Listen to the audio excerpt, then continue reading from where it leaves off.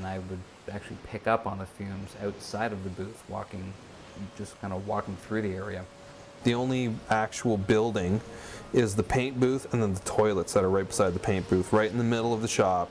Other than that, there's no structures at all. It's just all open air.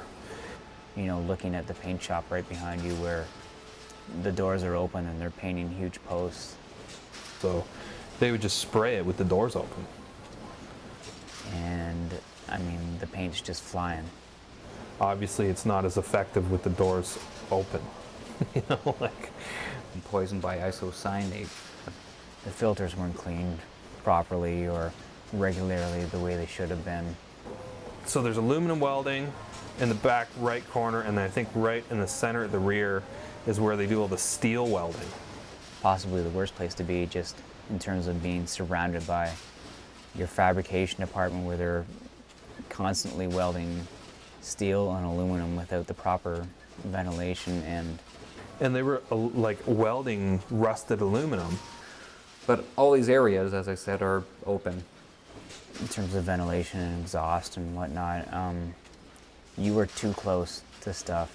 Ideally, people in paint prep and people in assembly who work in front of the paint department. And I remember many a time like just looking like 10 feet to the left of you and seeing like a haze of smoke and just like, you know, just thinking, is that right? I don't know. Like there's nothing taking it out of this area. Or it was like a nice big cloud of metal. Yeah, there'd be some days I'd be in there and there'd be like this kind of bluish haze covering kind of the whole roof of the building. You have your welding cells next to a router. There was a router table area where we cut all of the sign backs, any kind of material, aluminum, plastic, acrylic, whatever, Lexan. This also helps explain the buildup of the dirt, aluminum, dust, which settles on everything in the plant. And then there was the graphics department right in between, which is just basically plotting vinyls and just laying them on a sign face or whatever. Basically like stickers, just putting stickers onto an acrylic face. And of course that neighbors onto neon assembly. They would bend and blow the glass for the neon and pump it with mercury. Neon itself and into the other side of paint and assembly. And that was pretty much the environment of Pride Signs, I guess. But there's a little bit of controversy near my, I guess it'd be my 8 months of working there. I know there was a fire. It's like, oh, hey, like Mike, the welder, was welding up in the racks and loading and set a skid on fire during lunch. From what I heard, should have been closed off, but it never really was. The damage and the burnt skid and the melted plastics. And that's wrong. Like I shouldn't. This isn't good. Because that's definitely what all of us are breathing in. I assumed that we were safe.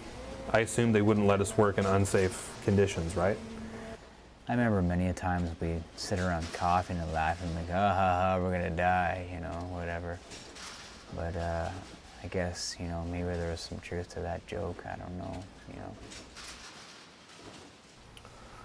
I first learned of Leeroy's past problems with Pride Signs shortly before he moved in with us. You know, Lee moved away and, you know, we were always still close. And he was going through a pretty tough time with his job at Pride Signs. Lee's health started to deteriorate, I think, around then, and, you know.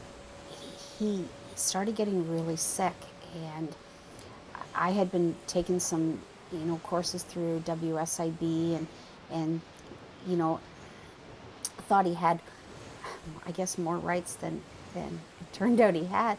I know he had injuries and repercussions because of this, and I don't know. It was just, who's to say? It was maybe a respiratory thing. We could never get to the bottom of it. And every time I'd go talk to him, he'd always have a mask on his face, right? So I'd always go talk to him, he'd be like, I couldn't understand a word he said, so I'd make him pull down the mask and talk to me.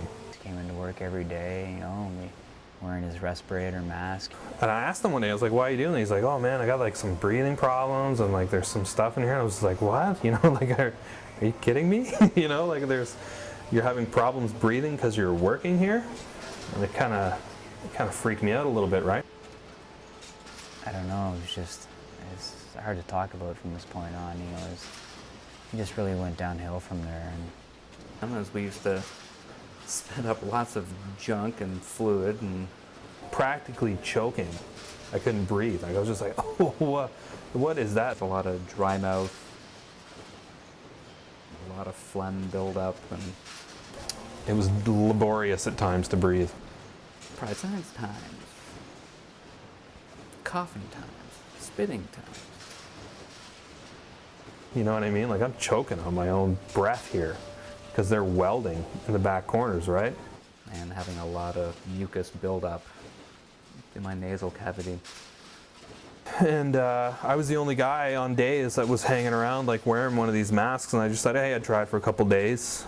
Tried it for a couple days and felt my breathing noticeably got better. Like, And that's very widespread.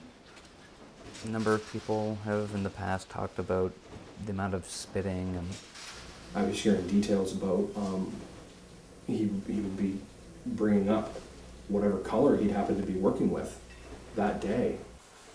just how uncomfortable their nose is. And going home after work and blowing it out and getting a nice view of the green and gray hues of the dirt. And then he himself was becoming more and more ill, and his anxiety level, he was so discouraged, and he was in so much pain. He was pretty down. And it was, I mean, financially it was hard on him. But business is business, or so we were told. And we don't have time for a man and his respiratory problems.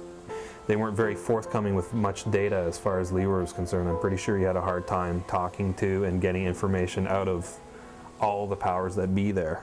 Across the board, management has kind of dropped the ball in looking out for a worker's true safety and making sure that the equipment that they are using is to the best standards.